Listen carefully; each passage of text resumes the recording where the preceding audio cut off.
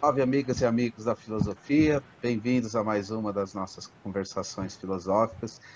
Hoje eu vou conversar com a Vitória de Oliveira, que está fazendo um doutorado pela UFC e está falando de Mossoró, no Rio Grande do Norte.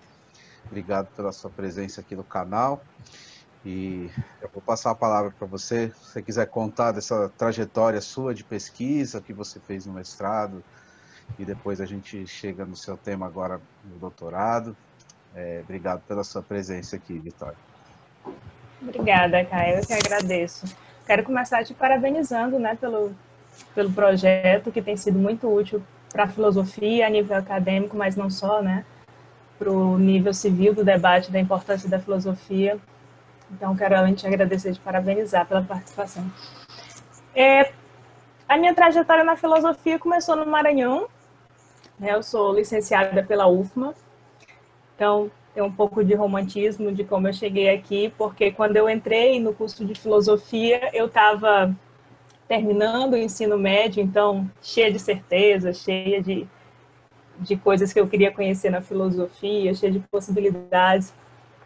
E uma dessas ideias era a filosofia da linguagem, né? Eu tinha conhecido a filosofia da linguagem en passant no ensino médio, não na sala de aula, mas assinava umas revistas de filosofia, tinha ouvido falar. E cheguei muito nessa expectativa de estudar filosofia na linguagem na graduação. O que não foi possível, né? A gente estava passando por uma fase que a maioria dos nossos professores estavam no doutorado, então estava muito restrita a pesquisa dos professores. Mas aí entrei na graduação e todo o período da graduação, praticamente a partir do segundo período, a gente desenvolveu uma pesquisa em filosofia da psiquiatria, que me foi muito útil, inclusive. E no último período eu tive a oportunidade de fazer uma disciplina eletiva em filosofia da mente, né? E aí começa de fato a história da pesquisa que eu estou fazendo hoje. Nessa disciplina eu conheci um autor chamado Gilbert Ryle, né, que reunia assim três coisas que eu gostava muito, que era mente, porque eu já vinha de um estudo prévio, embora a filosofia da psiquiatria não seja uma filosofia da mente, né, mas acaba se tocando em alguns pontos. O behaviorismo, embora esse ponto também haja alguma controvérsia, e a linguagem. Mas ficou por ali. Né? Foi o único contato que eu tive com Gilbert Ryle, e, embora tenha mexido muito comigo, eu precisava terminar o curso, saí para João Pessoa. Né? A gente não tinha o mestrado ainda, a UFMA abriu recentemente o primeiro mestrado acadêmico em filosofia, e eu sabia que eu queria seguir carreira acadêmica e decidi ir para João Pessoa logo em seguida, fazer uma disciplina como aluno especial do professor Giovanni Queiroz.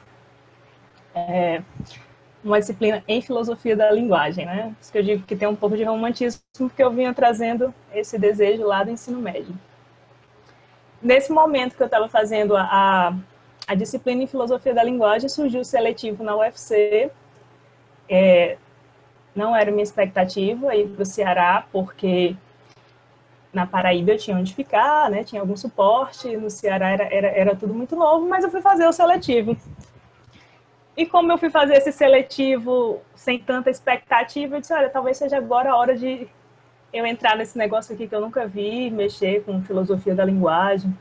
Então, eu fiz um projeto em filosofia da linguagem e filosofia da mente, né, que envolvia o Gilbert Ryle. E aí, entrei com esse projeto, fui para o Ceará, deu tudo certo. E à medida que eu fui desenvolvendo o projeto, que era muito grande para um mestrado, né, cheio de objetivos, cheio de coisas para alcançar, eu fui restringindo um pouco a pesquisa. Também apareceram alguns problemas com a teoria do Gilbert Ryle, algumas coisas em que eu não queria me envolver. E eu achei de pegar o centro do trabalho do Gilbert Ryle, né, a questão fundamental, e trabalhar com isso, que é a aplicabilidade da filosofia da linguagem na filosofia da mente. Então, eu não estudo filosofia da mente no sentido de desenvolver teorias da mente, né, de me posicionar muito forte sobre isso. Mas eu estou lá no comecinho da problematização, que é o problema da linguagem na criação das questões filosóficas da mente. Então, hoje, no doutorado, eu tô ainda fundamentada nisso. E aí eu posso falar um pouco do que foi o projeto do mestrado, né, do que foi a dissertação em si, porque o projeto, como eu disse, ele foi restringido, e de como ele desemboca agora na questão do doutorado. E aí a gente vai falar um pouquinho também da teoria de Gilbert-Ryle, né? O Gilbert-Ryle, para contextualizar, ele é um filósofo ali da metade do século XX, da filosofia da linguagem comum, então ele compôs o movimento da linguagem comum no círculo de Oxford, ali junto do Austin, né? E em 1949, embora ele viesse desenvolvendo esse trabalho já há um tempo, com escritos anteriores, ele escreveu um livro que ficou conhecido por alguns, embora também haja alguma controvérsia, como o livro de abertura da filosofia da mente contemporânea. O que ele faz nesse livro? Ele faz o que alguns outros filósofos da filosofia analítica já vinham fazendo, né?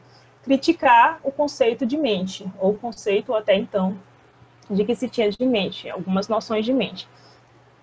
Esse livro, eu vou falar um pouco do livro, porque a teoria da mente dele está, uma grande parte, uma parte massiva está concentrada nesse livro. Ele é dividido em duas partes, eu gosto de pensar ele como duas partes, embora sejam várias partes, né? Ele trabalha por capítulo. Mas uma primeira parte a gente consegue identificar, é uma crítica à noção de mente que se tinha até aquele momento, a noção popular de mente, e também a filosofia, daqui a pouco eu digo por que filosofia, e uma segunda parte é uma parte mais propositiva, né, que ele vai desenvolver de fato a filosofia da mente dele, não vai só fazer a análise do que já vinha sendo feito. A primeira parte, ele vai, como ele é o pai da filosofia da mente contemporânea, né, se a gente quiser aceitar esse epíteto, ele vai analisar o que se tinha na Idade Moderna como pilar da teoria da mente, que é representada pela teoria da mente cartesiana, né, pelo dualismo de Descartes. Então, ele começa estabelecendo o que ele chama, na versão popular, da doutrina oficial. O que é a doutrina oficial? É a concepção popular que nós temos de mente, né? E de que o mundo é dividido em duas partes, né? Existe uma bifurcação do mundo. É um mundo público e um mundo privado. O mundo público seria o mundo do nosso comportamento, do nosso corpo, e o mundo privado, o mundo da mente. Essa doutrina oficial, diz ele, ela foi reescrita por Descartes. Descartes não surge do nada, criando uma teoria da mente desse tipo, né? Segundo Gilbert-Ryle, o que ele faz, na verdade, é reescrever doutrinas teológicas na sintaxe de Galileu. Então, como Descartes é o representante máximo dessa teoria, ele vai trabalhar com a teoria cartesiana, né? Vai atacar o desenvolvimento cartesiano da teoria. Então, ele, analisando como Descartes chega a esse problema, ele chega à conclusão de que o que Descartes comete ao separar esses dois mundos, né, o público e o privado, é um erro categorial. Aí o erro categorial, o Ryle trabalha muito com analogias, ele vai tentar estabelecer alguns raciocínios análogos ao de Descartes ao desenvolver essa teoria, né? O primeiro deles, que é o mais conhecido, acho que a gente pode ficar só nele aqui, é o do estrangeiro na universidade, né?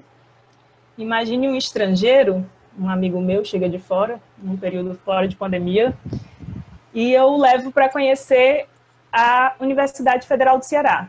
A gente chega lá no campus do PC, ele passa pelo ICA, que é o Instituto de Cultura e Arte, onde ficam os cursos de arte, de moda, de filosofia, passa pela Bioxerox, que é um prédio perto de nós, onde o pessoal tira xerox, passa pelo restaurante universitário, pelas cantinas, pela biblioteca, e no final esse amigo me interpela. Bom, você disse que a gente ia conhecer a universidade, eu passei pelo restaurante, vi onde os alunos almoçam, fazem suas refeições.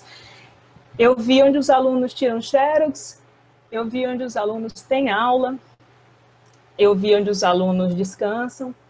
No entanto, eu não conheci a universidade.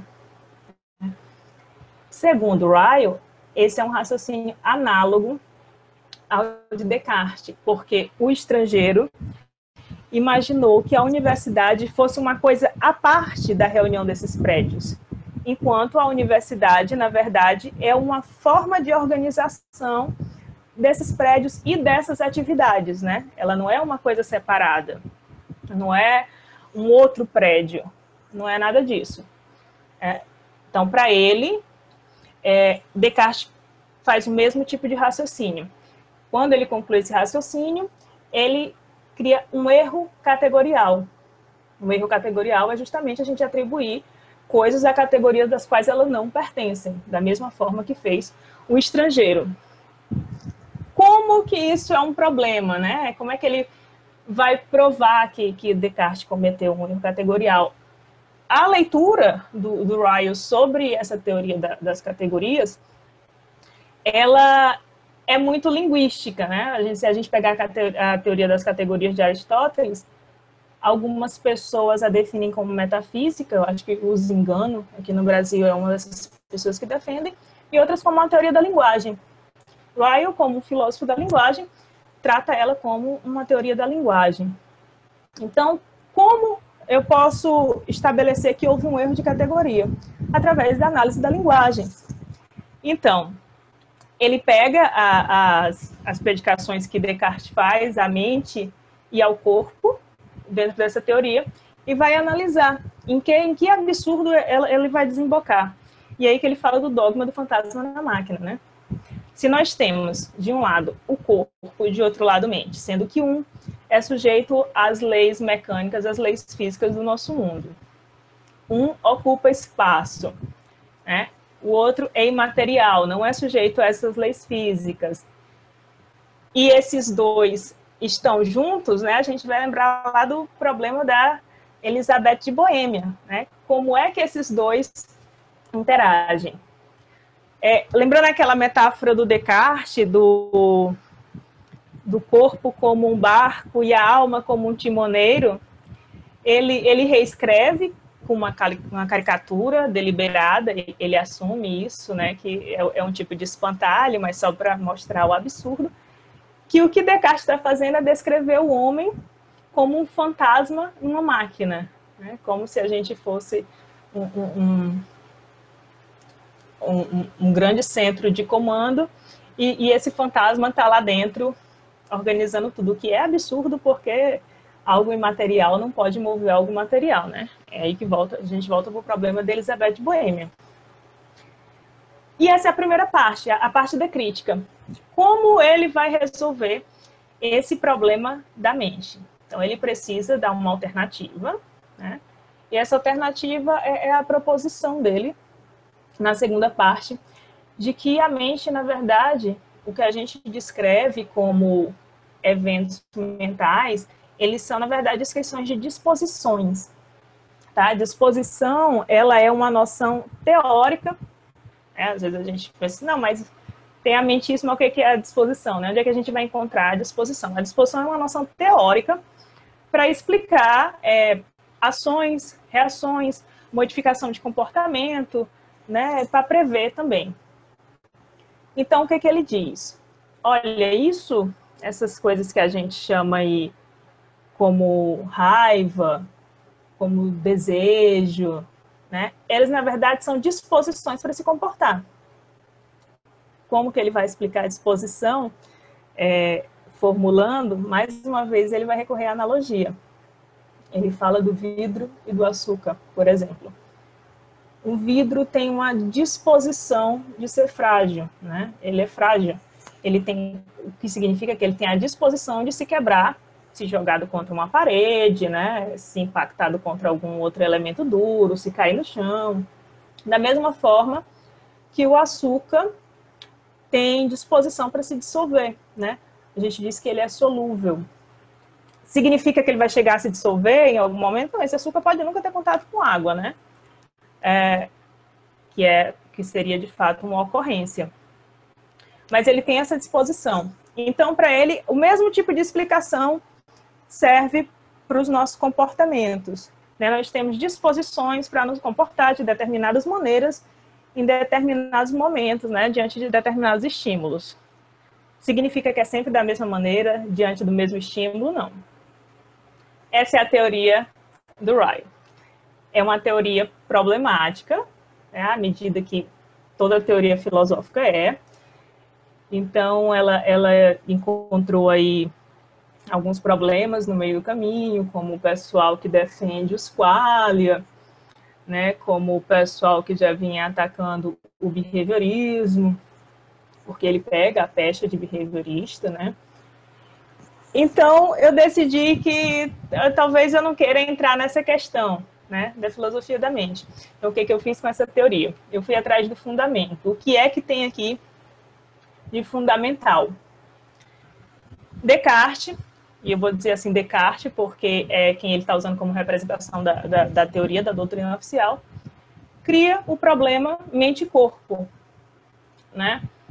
O que poderia não ter acontecido, não ter ocupado tanto nosso espaço, o debate filosófico, se, segundo Ryle, tivesse sido feita uma análise adequada? Esse problema nunca teria surgido, tá? Porque uma vez que não são duas coisas distintas, né? O problema não está posto, não está posto o problema da interação mente-corpo, etc.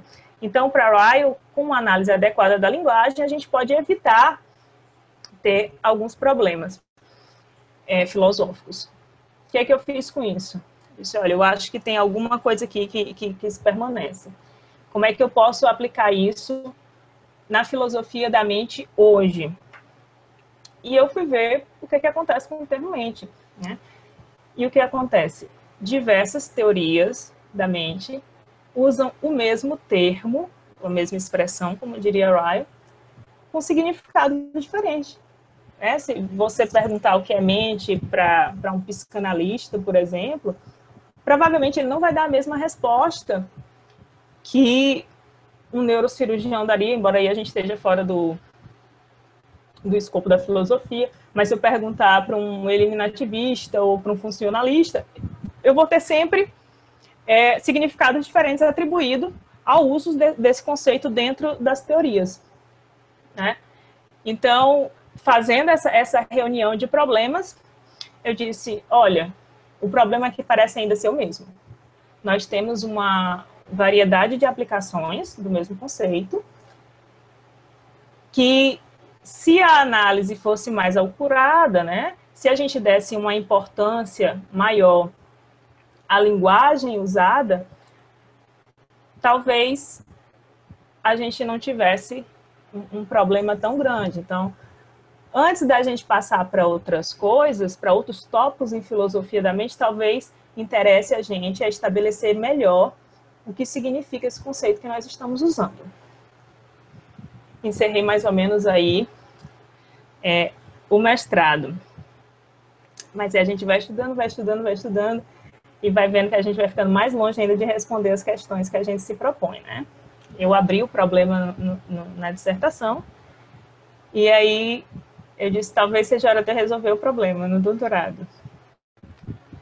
Mas não é um problema que tem solução, da gente dar uma resposta. Então, o que eu estou fazendo agora no doutorado? Agora eu estou tentando encontrar um sentido único, né? Estou dizendo assim de uma forma muito popular, para usar os termos, para o conceito de mente. Eu acho que isso é possível? Não. O que é o mais próximo disso que a gente pode chegar? Eu aceito uma ideia, né, da pragmática, de que os termos que a gente usa, eles são potenciais semânticos. O que significa isso? Eles não têm um sentido único, né? Porque quando a gente os usa, a gente faz modulações dentro desse sentido. Então, no dia a dia, a gente usa metáforas para falar de coisas e a gente entende sabe como encaixar mais ou menos aquelas palavras dentro do contexto. Então, ele sendo um potencial semântico, ele tem um núcleo de sentido. Tem alguma coisa que se repete em cada uma dessas aplicações. Então, a minha ideia agora é encontrar um núcleo de sentido para a expressão mente. Obviamente, dentro de um universo só, que é o da filosofia da mente, né? Usando essas teorias da mente, porque não dá para dar conta de todo o uso ordinário dos que a gente faz no dia a dia, das teorias, enfim. O meu universo é esse, essa é a pesquisa agora. Deu para ficar claro até aqui? Eu sim, interessante.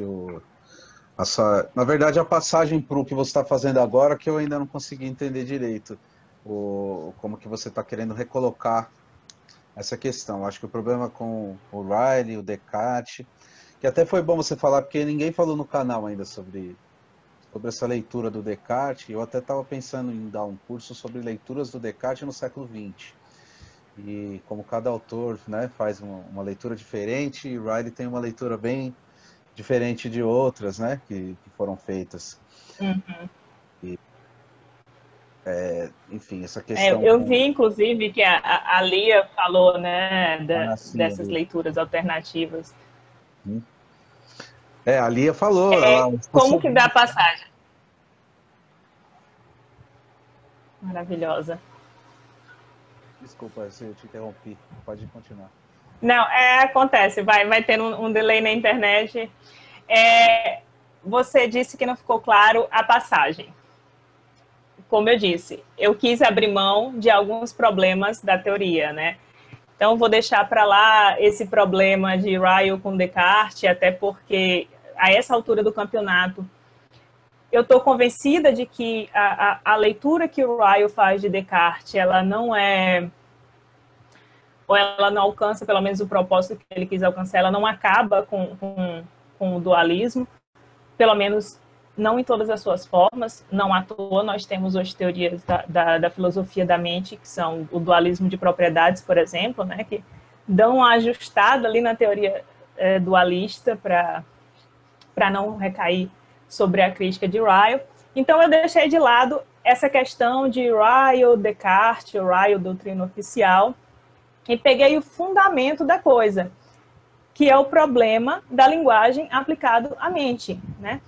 Ryle, ele está o tempo todo dizendo lá no livro dele que o que Descartes faz é não se atentar aos usos que são feitos popularmente do termo mente, né? Ele não sabe, o que não tem problema nenhum você usar o termo de várias formas no nosso dia a dia, mas para ele é a obrigação do filósofo fazer uma análise adequada de como as pessoas usam a linguagem, né?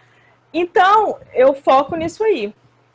O princípio é esse, a gente deve fazer uma análise adequada do uso desse conceito, né? Isso vai reduzir muito, eu suponho, alguns problemas filosóficos ligados à mente, como também, em consequência, a gente pode pensar melhor se a gente tiver um núcleo de sentido, se a gente souber melhor o que se quer dizer com mente, uma futura teoria unificada da mente, da consciência, que já é alguma coisa que vem sendo ventilada há um tempo. Mas a discussão fundamental do livro, né, eu não estou para defender a teoria da mente de Ryle, né, nem a disputa dele com Descartes, embora tenha os meus pontos de concordância, né, eu só pego o fundamento da crítica dele, que é um fundamento da linguagem que não é exclusivamente dele, né, que vem de toda a tradição da qual ele faz parte. Então é isso, eu espero que tenha ficado mais claro agora. Ficou mais claro.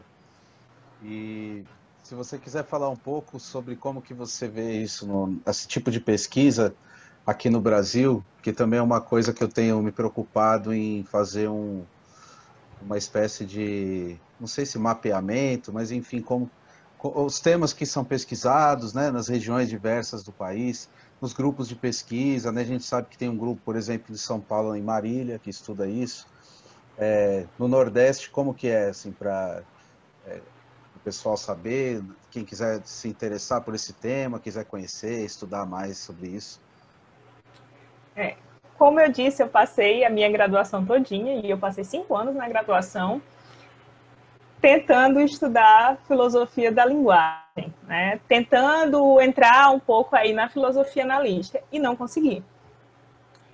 E na época isso reverberava muito como, olha, é o Nordeste não estuda filosofia analítica.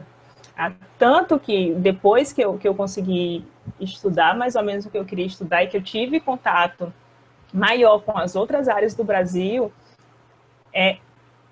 eu vi que mesmo a gente dando esse passo agora, né, para entrar um pouco mais na filosofia analítica, e filosofia analítica eu quero dizer também um pouco de filosofia contemporânea, né, pelo menos de onde eu vim lá, a gente estava muito ligado à filosofia antiga, eu vi que, de fato, em algumas regiões parece se estudar muito mais temas contemporâneos, uma abordagem de problemas, porque parece também que a gente tem uma abordagem de autores, né, muito grande, o que eu não acho problemático, a gente precisa ter especialista nos autores para tratar dos problemas, né? Então, eu vejo assim, parece que agora as coisas estão se abrindo, mas me parece também que a gente não está acompanhando tão bem quanto deveria estar acompanhando. Às vezes eu olho assim, olha, eu não sei se alguém ainda está dando trela para esse problema que eu estou trabalhando aqui. Eu acho que isso aqui já era para ter sido trabalhado antes, a gente já avançou sem a necessidade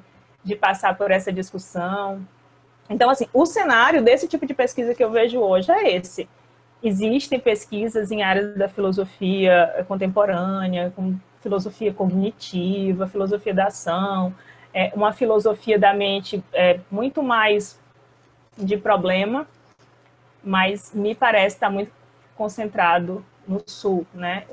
A Karine Rossi, que você trouxe aqui, por exemplo, eu estava conversando com ela e disse, nossa, eu nunca imaginei que tivesse filosofia da biologia aqui no Brasil, porque eu sempre fui interessada em biologia no ensino médio, se pelo menos tivesse ouvido falar, talvez eu tivesse ido atrás disso, mas, assim, na minha vivência, foi uma coisa que nunca apareceu, né? Embora esse momento agora de pandemia, não vou dizer que é uma vantagem, porque a gente está só tentando reduzir os danos, né? O contato facilitou muito, né? Essas coisas como você está fazendo, da divulgação de pesquisa de todas as áreas do Brasil, os eventos online, isso abriu uma porta que eu espero que ela não se feche depois da pandemia, que é para essa integração de pesquisas. Mas hoje eu ainda vejo assim, existe uma divisão do que está se trabalhando bem, de onde está se atualizado, para onde não está tanto. Tá certo. Bom, obrigado pela entrevista, Vitória. Gostei muito de ouvi-la. Eu que E agradeço. também ouvir, é sempre bom ouvir alguém que está pesquisando. A gente fica muito solitário, né, na pesquisa, então é bom também saber que tem pessoas pesquisando temas diferentes em regiões diferentes. Então gostei muito. E se quiser dizer alguma outra coisa para encerrar, pode ficar à vontade. Mais uma vez eu quero te agradecer pela oportunidade de estar aqui, né, de falar, de mostrar mais ou menos o que a gente está vivendo, e pela oportunidade também da gente conhecer o que está acontecendo, onde a gente não tem tanto alcance, que tu está proporcionando isso muito bem para o pessoal. Mas para te agradecer. Tá bom, eu que agradeço, foi muito bom. Pessoal que assistiu a gente aqui também no vídeo, eu agradeço. E fiquem ligados nas próximas conversações filosóficas.